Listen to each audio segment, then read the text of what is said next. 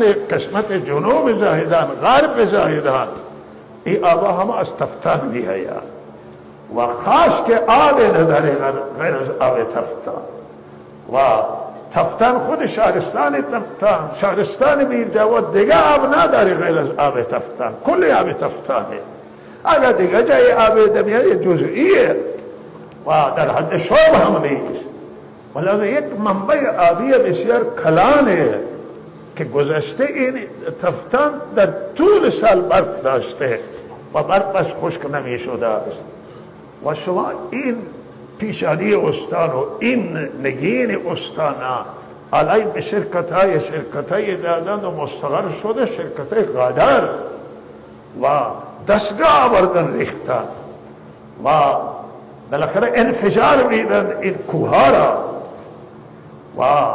آبها دوچار ضرر شده باغها بسیاری خشک شده دامها میمیرند برای اینکه این غباری که از اینجا بلند میشه مثل ابر بلند میشه پخش میشه بر سر گیاه ها میریزه حیوانات که میخورن میمیرند و مریض میشوند و محصول نداره علم از محصول اینجا که هزاران تن از اینجا محصولات مختلف بیرون می آمده به استان و به کشور و حتی به بیرون از کشور هم صادر می شده است اینها همه ضربه خورده است و بالاخره اینها هر جایی که اهل تفتان میرن تهران اینجا مراجعه کردن همه گفته شما برید تهران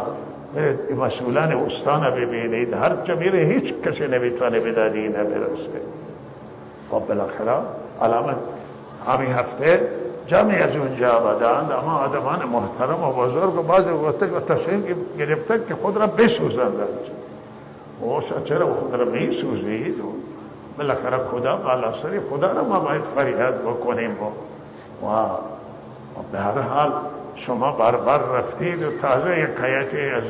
تهران آمده بود که رفته اونجا فریاد کردند و داد و بیداد کردند که حالا جلوی شرکت را بگیرید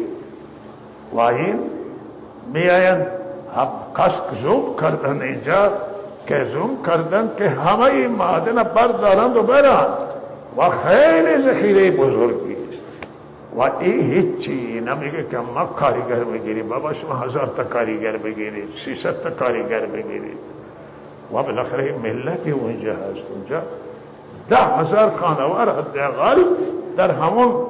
قلمروه و همون مناطقه هست که شما در این کار میکنید و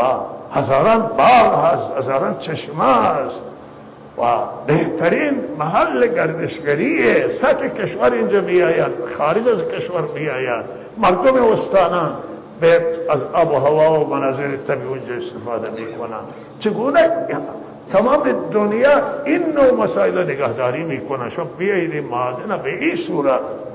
برید شرکت ها را و کارهای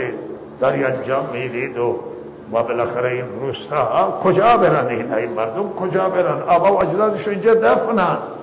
اینجا قبرستانشونه اینجا حیات و زندگی نه اینجا گره خورده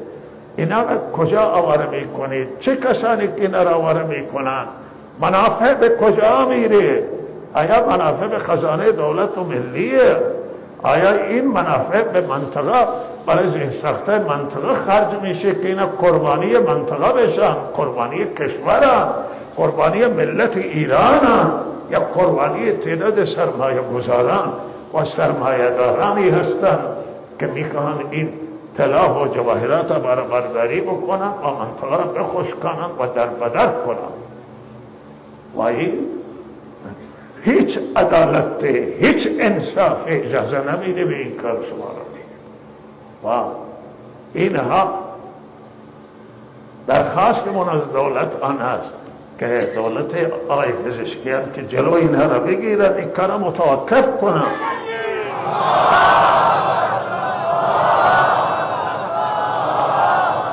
بیان بررسی کنه اینا من گفتم به من قاصد فرستاده بودن که ما میاییم